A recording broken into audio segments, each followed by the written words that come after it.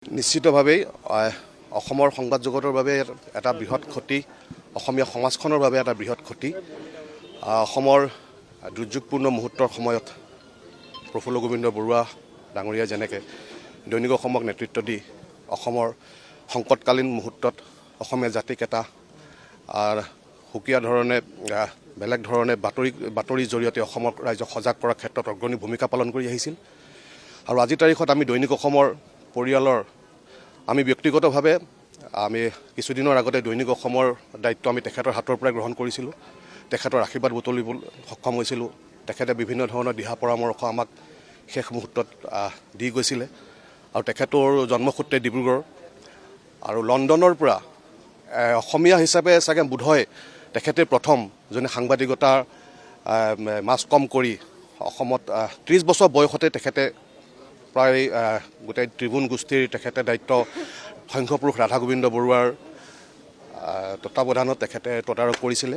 আৰু আজি আমি দৈনিক অসম পৰিয়ালে আজি 61 বছৰীয়া যি গৰিমা, যি ইতিহাস, এইটো সময়ত অটুট ৰখাৰ ক্ষেত্ৰত প্ৰফুল্ল গোবিন্দ বৰুৱা ডাঙৰীয়াৰ এটা বৃহৎ অৱদান দি থৈ গৈছে। আৰু আমি আজি খুবেই দুখ প্ৰকাশ কৰিছোঁ যে 2025 চনটো সঁচাকৈ আমাৰ অসমীয়া জাতিৰ বাবে এটা ভাল চন বুলিতো আমি কোনো পধ্যেই ক'ব নোৱাৰোঁ।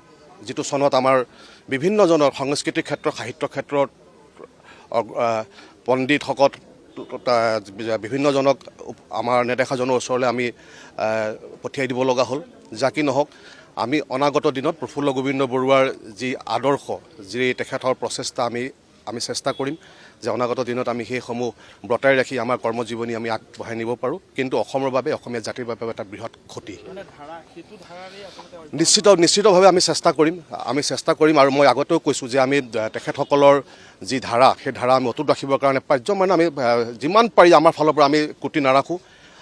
আমি এতিয়াও এই মুহূৰ্ততো আমি কৈছোঁ যে আমি তেখেতৰ লগত ব্যক্তিগতভাৱে কথা পাতোঁতেও কৈছোঁ যে ছাৰ, আপোনালোকৰ যি আদৰ্শ, আপোনালোকৰ যি ষ্ট্ৰেটেজি, আপোনালোকৰ যি চিন্তা, সেই চিন্তাৰ আমি নতুন এই আহিব লগা দিনবিলাকত আমি তেনেকৈ ধৰণে প্ৰতিফলিত কৰি যাতে ৰাখিব পাৰোঁ, আমি আমাৰ ফালৰ পৰা চেষ্টা থাকিব।